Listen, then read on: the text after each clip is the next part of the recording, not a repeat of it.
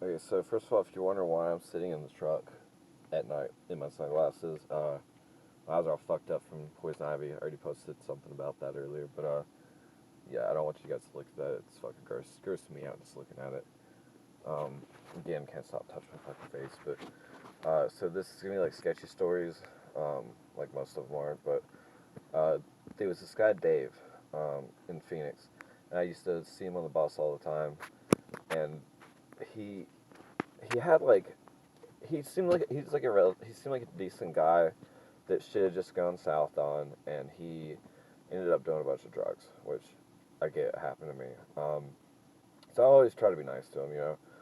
He wasn't a half bad dude. He was pretty entertaining. I think he used to be EMS, um, medical services and stuff like that.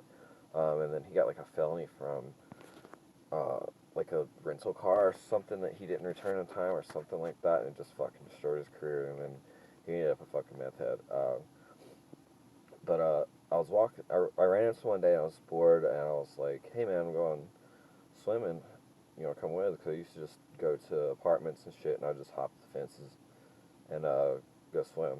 You know, it's Phoenix, 100 fucking something degrees, and there's not a whole lot to do in like Ahwatukee, so that's what I'll do. And he's like, "Yeah, man. Hey, we can go to my apartment.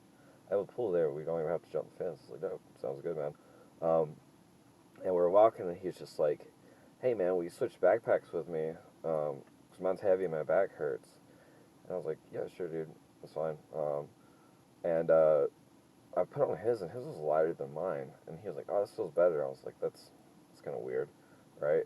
Um, and he's talking to me. He's just like, "Hey, man, I was with these guys, and they accused me of being a cop and all this stuff, and I had to bolt.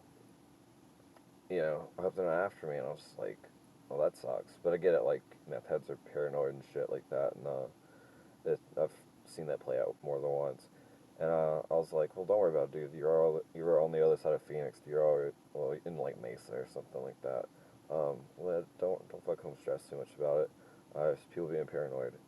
And he fucking at one point he opened his backpack, and there's like a bunch of electronics in there, like things that don't make sense to carry around your backpack. I was just like, "Okay, I think I see what's going on here.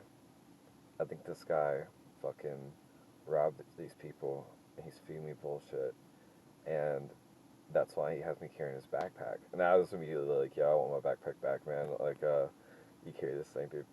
And I was like, "Sorry if your back hurts, but buddy, I'm carrying my own backpack."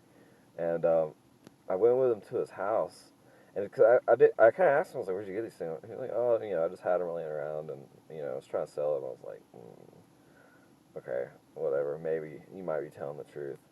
And so I went with him to his apartment, and he unlocks the door and steps back and goes, "Go ahead and open the door." I was like, "What's on the other side of the fucking door, man?" I was like, "I don't like this. Is this even your fucking apartment?" He's like, "No, it's my apartment. My girlfriend's just sleeping." And I was like, "Why in the fuck do you want me to open the door then?" Maybe I was being paranoid. But I was like, "No." And I fucking left. And maybe I was just being paranoid. I'm pretty sure he robbed a bunch of fucking people. That's why he had me carrying his fucking backpack. That's why it was full of electronics. And that's why he was afraid to go in his fucking apartment. He was afraid. Because there's cartel everywhere in Phoenix, man.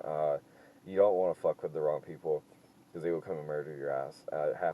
People get murdered there all the fucking time, dude. You ask anyone that has lived in Phoenix, like, it is not a place for sheep, man. If you fuck with the wrong people, they will fucking kill you. It happened. I saw one time on Phoenix Live. This is after I got back to North Carolina.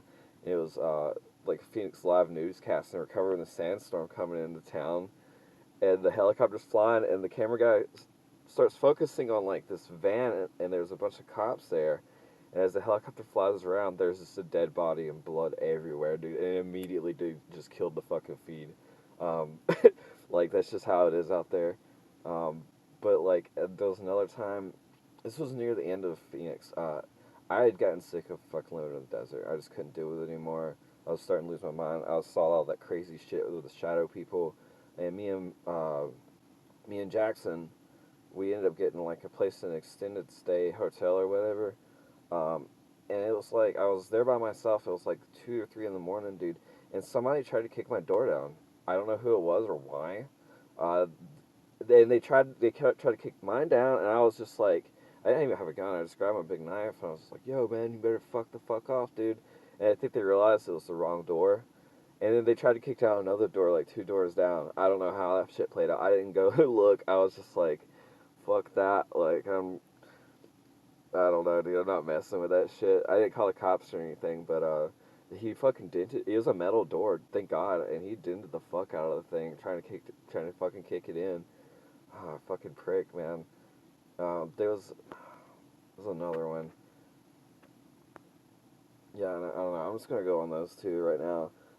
Phoenix is a wild place, man. Like, there's crazy people everywhere. I said there was this one dude who would fucking, he was a crazy crackhead and who would try and chase people down on a scooter and stuff like that, like a little scooter. He'd wear like fucking like dresses and he'd just be gross. He lived under a fucking bridge, and he'd chase people down on a scooter and try and get money and all sorts of weird shit. He was a total fucking heroin addict. Um, there's just nutcases everywhere, man. This dude, fucking Mikey, was his name. He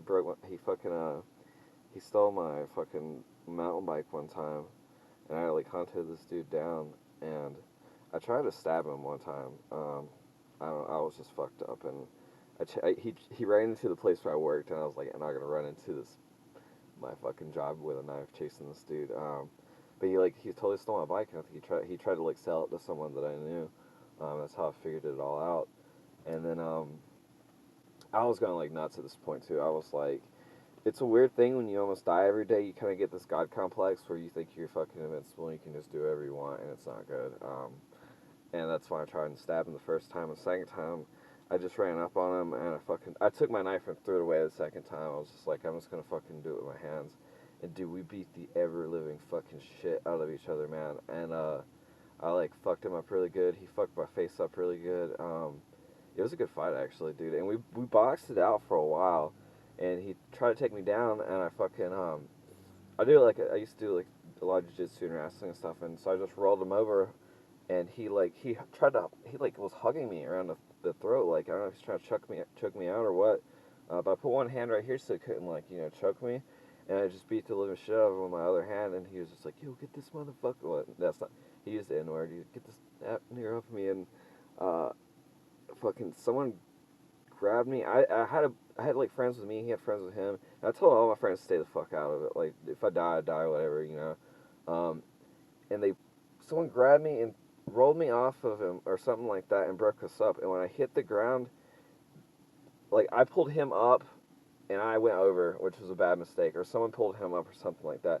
But as soon as I hit the ground, he was on his feet and he kicked me in the fucking side of the face, dude, and broke my goddamn orbital. I was blind in one eye for like a couple of days, man. And like it is really hard to wander through the fucking desert with blind in one eye because you have no depth perception. I would go out there without a light. I didn't want people to know where I was, so I had to do it like basically blind. Fucking make my way out there. Jackson a few times he'd go out there with me. I would just hold onto his backpack and he'd like have to guide me the first few days because I completely couldn't see out of this fucking eye. It was just done. He completely broke the side of my orbital. Um, it was gnarly, man. That shit sucked for a while. So I've had like a lot of problems with my fucking eyes and face, man. It's nothing new to me to be almost blind. At least I like live indoors now. I'm not on the fucking desert, cause it's already scary, and then you're blind out one eye, and so like it just fucks everything up, man. I fell on my face so many times, tripped over cactuses and shit, which is not fucking good. Having to pick those little fucking thorns out of you and shit. But I don't know. That's my stories for the day. I'm gonna fucking go probably drink some more and go to sleep because I don't have shit else to do. Fucking quarantined. Love you guys. Stay safe. Take care of each other. And only fuck shit up a little bit. Not a lot. Just a little bit. Later, yo.